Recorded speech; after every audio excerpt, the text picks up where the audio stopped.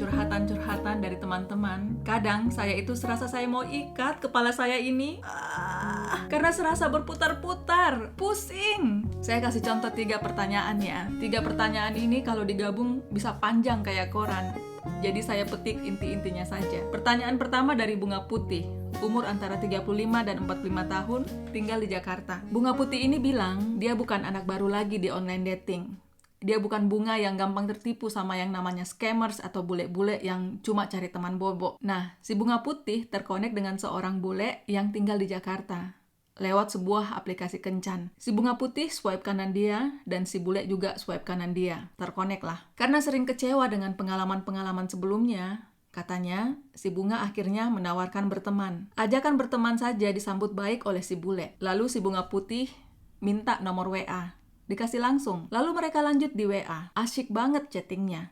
Tapi cuma sekitar 2 minggu di awal, kata si Bunga. Lalu si Bunga Putih merasa kehabisan bahan obrolan. Karena si bule, katanya, lebih suka ditanya daripada bertanya. Lalu si Bunga tidak colek-colek dia selama hampir 2 minggu. Dan si bule pun tidak nyolek-nyolek lagi. Akhirnya si Bunga membuat tes. Kalau dicolek dan tidak ada respon, oke, tidak akan lagi. Tapi ternyata direspon. Walau, kata si Bunga, responnya standar saja. Dan dia hanya menjawab dari pertanyaan-pertanyaan si Bunga. Si Bunga berhenti lagi selama seminggu. Lalu membuat tes lagi. Ternyata masih dibalas juga. Si Bunga Putih jadi bingung. Ini orang maunya apa sih? Apakah memang cuma mau berteman saja seperti permintaan di awal? Tentu saja. Menurut lo? Si Bunga Putih menulis begini. Harapan saya tidak lebih. Kalau memang bukan jodoh, ya berteman saja. Karena dia orangnya baik. Ini yang menurut saya persoalan utama dari si Bunga Putih. Terus setelah nonton video Kian Gak Morete ini, si Bunga Putih bertanya, jadi aku harus hempaskan dia? Atau lanjut, Kak? Kalau menurut kalian, gimana dengar ini? Serasa mau ikat kepala juga, kan? Pertanyaan kedua dari Bunga Pink, umurnya 31 tahun. Bunga Pink, setelah cerita panjang bahwa dia chatting dengan bule selama kurang lebih 4 bulan, kemudian dia bertanya kepada saya, apakah dia serius? Bunga Pink, saya kasih tahu satu rahasia ya. Saya ini bukan dukun. Mana saya tahu dia serius atau tidak?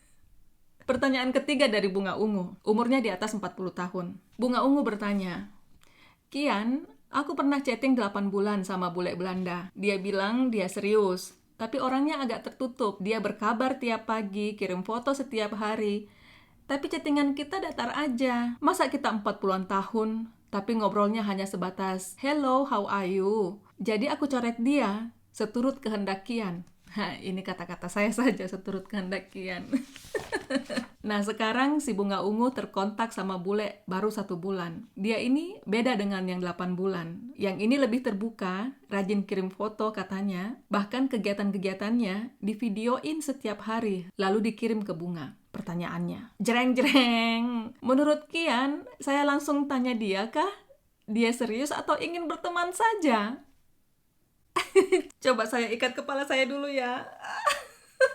Begini ya kakak adek, saya bisa merasakan, walaupun saya bukan dukun ya, tapi dari irama dan ton tulisan-tulisan teman-teman, saya mendapat kesan bahwa kalian smart, tapi kayaknya kalau sudah urusan cinta, apalagi via online begini, tampaknya banyak yang benar-benar kehilangan arah. Nah, dari cerita bunga-bunga ini, menurut saya, ini hanya puncak gunung es. Persoalannya ada di bawah permukaan. Ada hal yang sangat mendasar yang perlu kita perbaiki. Mungkin ini tidak kamu sadari, namun ini muncul dalam cara kamu berkomunikasi atau cara berchatting. Hal mendasar itu adalah kamu kurang percaya diri. Kurang percaya diri ini bukan berarti kamu merasa kurang cantik atau kurang menarik. Kurang pede pada dasarnya adalah perasaan takut. Takut kalah, takut gagal, takut berbuat salah. Begini, andaikan kita masuk ke sebuah pertandingan. Percaya diri itu bukan saya yakin, saya pasti menang. Bukan. Percaya diri itu adalah saya tidak takut kalah. Saya tidak takut gagal. Percaya diri adalah kita mengerjakan tanpa takut salah. Kenapa si Bunga Putih minta berteman saja kepada si bule? Walau sebenarnya dia berharap lebih. Kenapa si Bunga Pink setelah baru chatting 4 bulan, dia sudah bertanya kepada saya, apakah si bule itu serius? Dan kenapa si bunga ungu malah sudah ingin bertanya kepada si bule yang baru chatting 1 bulan, apakah kamu serius atau cuma ingin berteman saja? Karena mereka kurang pede. Mereka takut nanti ujung-ujungnya gagal lagi, nanti ujung-ujungnya kecewa lagi. Setelah sudah chatting berbulan-bulan, ternyata si bule cuma PHP, pemberi harapan palsu. Saya itu ya, mungkin kamu pikir, Kian ini kok banyak ceritanya sama bule-bule, padahal cantik juga enggak. Iya sih, banyak yang bilang saya mirip Kak Nana. Saya tidak mengerti dari sudut mana, tapi kalau soal cantik atau seksi atau keren, saya nggak merasa itu. Saya nggak ada apa-apanya sama cewek-cewek yang sering saya lihat di mall sama bule-bule. Tapi kalau soal pede, saya pede. Dalam artian, saya berani sambar kesempatan yang ada. Saya berani masuk ke suatu hubungan tanpa takut nanti kecewa belakangan. Dan saya berani keluar dari suatu hubungan kalau hubungan itu sudah nggak enak atau sudah toksik. Saya tidak takut patah hati. Saya kasih contoh dengan si bunga putih tadi. Akan berbeda ceritanya kalau seandainya si bunga putih bangun saja komunikasi dengan si bule Jakarta itu. Tidak usah memikirkan atau membicarakan tentang apakah nanti mereka akan berlanjut ke teman atau ke hubungan yang lebih spesial. Kan sebenarnya si bule juga sudah tahu bahwa kamu cari pacar. Kan kalian ketemunya di dating apps, bukan Facebook atau Friends app. Jadi sebaiknya jalani aja dulu. Kalau berlanjut ke makan siang, ayo. Mungkin berikutnya lanjut ke makan malam, ayo. Mungkin berikutnya nonton bareng, ayo. Mungkin berikutnya mabok bareng, ayo. Kalau sudah diupayakan yang terbaik, tapi tetap nggak berlanjut, apa boleh buat, berarti nggak jodoh. Kalau kita putusnya baik-baik, mungkin akan berlanjut jadi teman. Tapi kalau menyakitkan, kan fotonya pun akan kita bakar kan? Memang, kita kadang-kadang tergoda ingin tahu sejak di awal apakah orang ini serius atau tidak. Karena jangan-jangan dia hanya main-main atau iseng-iseng doang. Saya mengerti. Tapi begini ya, saya gambarkan begini. Kakak perempuan saya punya salon pengantin di Makassar. Kadang-kadang dia mengeluh kepada saya. Katanya anak-anak itu, maksudnya cewek-cewek yang mau menikah itu, yang mengontak dia, kadang-kadang cuma chatting-chatting, telepon-telepon, tanya-tanya baju pengantin, tanya-tanya harga segala macam. Ujung-ujungnya lalu menghilang. Saya sudah capek-capek layani mereka. Ternyata mereka pilih salon pengantin yang lain, kata kakak saya. Saya bilang, lah, kan memang begitu. Coba kalau kita yang main ke mall. Kan kita belum pulang kalau kita belum ngecek semua toko fashion. Kita bongkar-bongkar semua barang sale. Kita bolak-balik ke kamar pas dengan bertumpuk-tumpuk pakaian. Memangnya kita beli semuanya? Enggak kan? Bahkan kadang-kadang kita pulang cuma capek doang, tanpa bawa satu pun belanjaan. Memangnya pemilik toko akan nanya ke kita, Mbak serius nggak mau beli? Kalau serius mau beli, silahkan masuk. Kalau nggak serius, nggak usah masuk toko ini. Mungkin kita akan jawab, saya serius. Lalu kita dipersilahkan masuk. Lalu kita lihat-lihat, pilih-pilih, coba-coba. Ternyata nggak ada yang pas. Lalu kita keluar. Mungkin si mbaknya akan nanya lagi, Mbak, kok nggak beli apa-apa? Katanya tadi serius. Iya, saya serius. Tapi kan nggak ada yang cocok. Mbak ini PHP. Enggak, aku nggak PHP. Cuma nggak ada yang cocok. Nah, begitu juga dalam dunia online dating kan. Kalau kita tanya di awal, kamu serius nggak sama aku? Kemungkinannya mereka akan menjawab, iya, aku serius. Memang mungkin mereka serius. Tapi apakah kamu menarik untuk dimiliki? Kan belum tentu. Makanya mungkin mereka akan pelan-pelan menghilang dan pergi. Lalu kamu sebut dia PHP.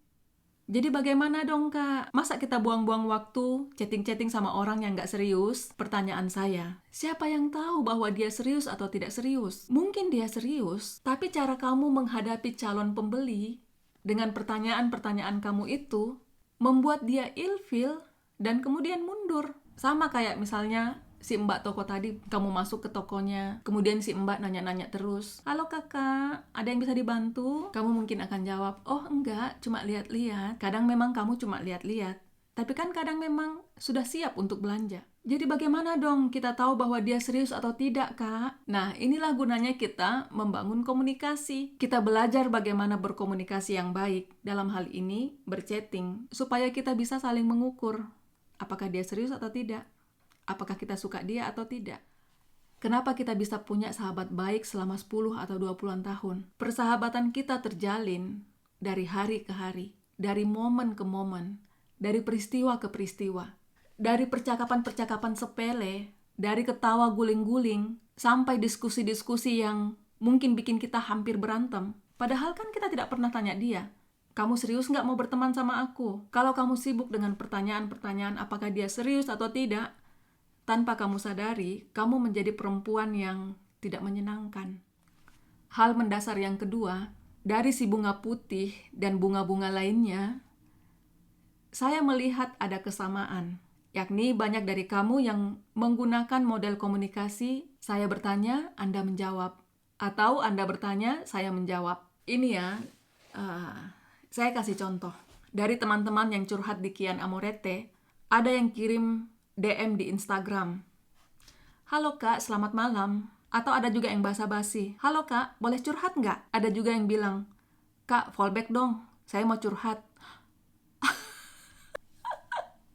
Kalau saya lagi baik, saya akan membalas. Tapi kadang kan saya malas juga. Jadi saya cuekin aja yang begitu. Nah, tapi ada juga yang langsung nyerocos ceritain masalahnya. Mereka super cuek aja, langsung cerita. Lalu tanya saya, menurut kakak gimana? Nah, justru ini yang saya baca kata per kata. Saya ikut prihatin dan saya ikut pikirin jalan yang terbaik buat dia. Saya bagikan pengalaman-pengalaman saya dan saya berikan saran-saran saya kalau mereka minta. Bahkan beberapa mengaku kaget karena tidak menyangka bahwa mereka akan dibalas. Apakah menurut kamu, saya itu lebih ringan untuk menjawab yang halo selamat malam daripada yang panjangnya satu halaman koran begini? Tidak. Justru yang halo selamat malam itu yang lebih berat untuk dibalas. Saya berusaha membalas semua orang karena saya menghargai bahwa kamu sudah mampir di sini dan memberi respon. Tapi saya lebih menghargai lagi orang yang sudah duduk dan menulis panjang lebar. Dan saya lebih suka lagi kalau komentarnya atau pertanyaan-pertanyaannya itu menantang saya untuk berpikir lebih keras atau yang membuat saya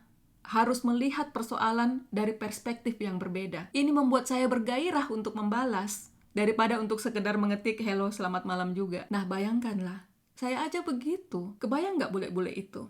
Mungkin mereka juga begitu. Mereka malas menanggapi yang basa-basi. Saya mengerti, mungkin maksud kamu dengan halo selamat malam itu karena kamu merasa takut mengganggu. Maksudmu nanti setelah dibalas, kamu akan masuk ke intinya. Tapi ini sudah gaya yang basi. Langsung aja ke intinya. Langsung aja nyerocos. Apa mau kamu? Kalau ditanggapi, syukur. Kalau nggak ditanggapi kan nggak apa-apa. Ciptakanlah komunikasi yang lebih dari sekedar saya bertanya, Anda menjawab. Atau yang sekedar menginformasikan kegiatan-kegiatan sehari-hari. Ini mungkin langkah awal.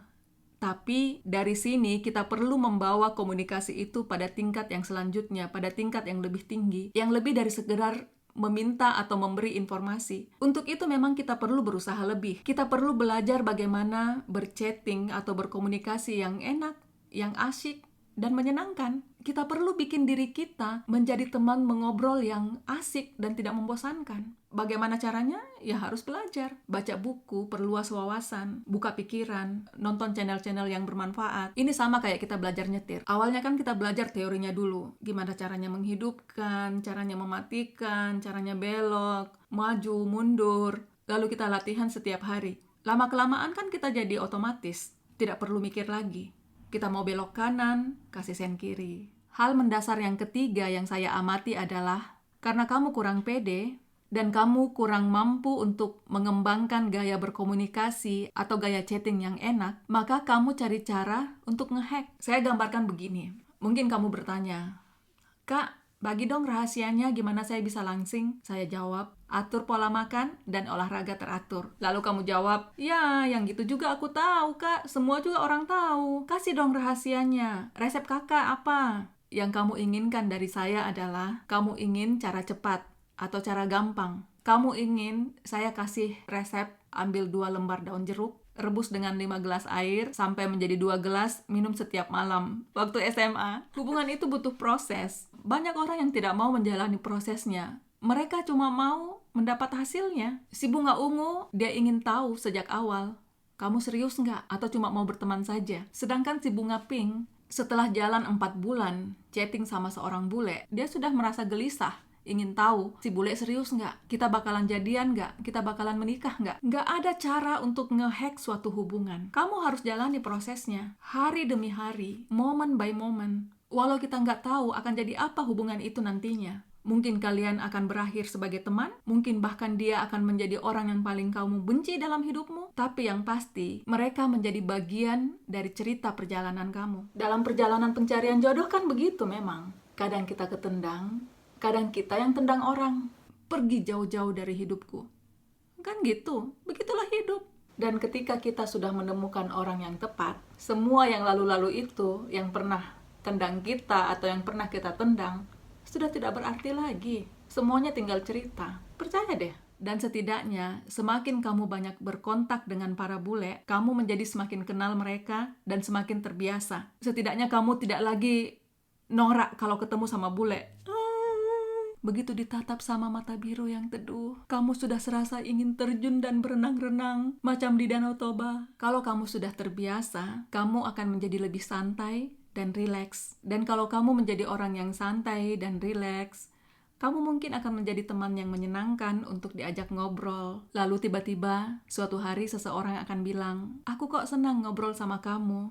Ketemuan yuk." Lalu setelah ketemuan, "Jadian yuk." Lalu suatu hari dia berkata, "Would you marry me?" Mungkin kamu bilang, "Aku sudah pede, Kak. Aku sudah pakai segala macam gaya komunikasi. Aku sudah santai. Aku orang yang asik kalau berchatting. Tapi tetap saja si bule muncul tenggelam. Aku sudah ajak diskusi ini itu, tapi dianya tetap nggak nyambung." Jawaban saya sederhana. Ganti bulenya. Cari yang lain. Gitu aja dulu ya. Sampai jumpa.